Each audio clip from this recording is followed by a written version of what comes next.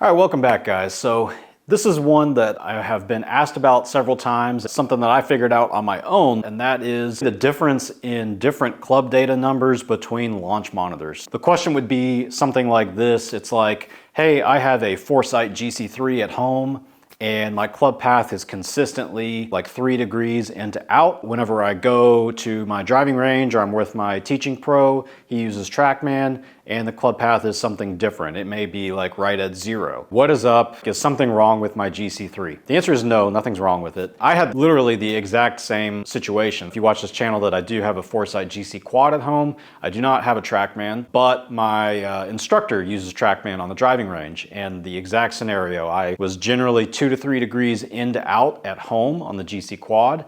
And whenever I went in for a lesson, I'd look at the club path numbers and I would be on the other side of it. I might be -1 or -2 out to in. So that would kind of throw me off when I was out there. And for a while, I didn't know what was going on. I was kind of like, oh, maybe I have some tendencies to kind of come out to in whenever I'm outdoors. Maybe I'm just like a little more focused on the target, opening my chest or something like that. I didn't really think too much about it. But after a few lessons, it did kind of bother me. And so I eventually figured out what's going on is that different launch monitors measure club data in different ways. There's not a standard for how these terms are measured. It's not like the U.S.A puts out an official way to measure club path or even has like an official definition. What that means is if you are going to go from launch monitor to launch monitor, whether it's from taking lessons or whatever, you just want to be aware of the definitions of those parameters that you really care about. I'll give you an example. The exact example we're talking about, Trackman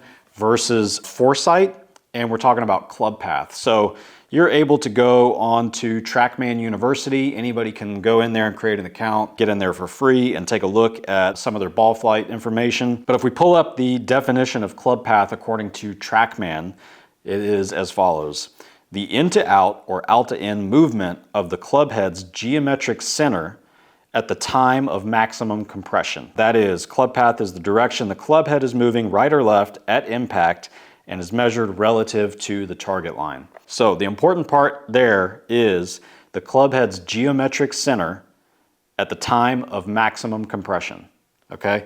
So it's measuring, got a driver here, the geometric center of the club head, I would believe, would be like somewhere, in the middle. So it's measuring from kind of the middle of this mass of the club head.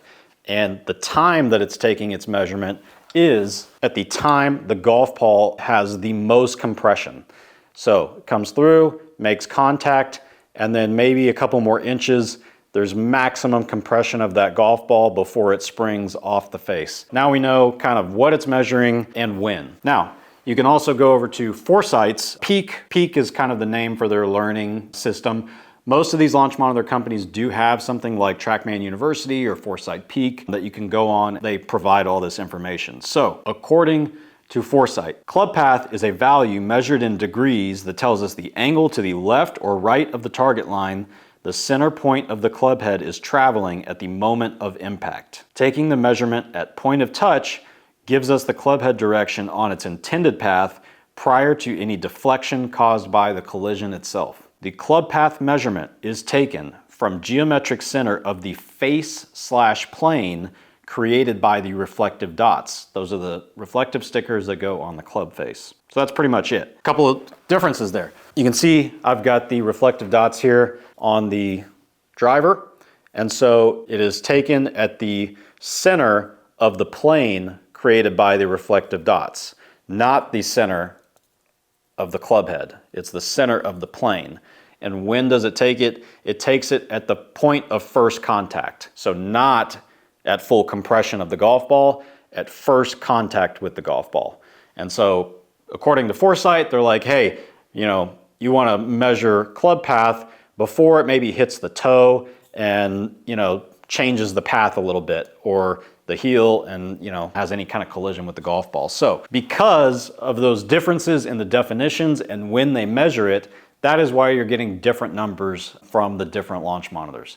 Not a big deal, it's just something that you should be aware of if you're gonna hop from launch monitor to launch monitor. And I kind of know, having used both a little bit now, from learning that, hey, I actually wanna be more in to out on my Foresight GCQuad because on Trackman, it's gonna kind of move it the other way. Actually, around learning that is whenever I said, okay, I'd actually rather be more like 4 to 5 degrees in to out with my GCQuad, so that I'm at least, you know, maybe 2 degrees in to out on Trackman and not going out to in. It actually helped me out with my game a little bit, understanding where that was at. Again, and that's kind of true with all data on a launch monitor.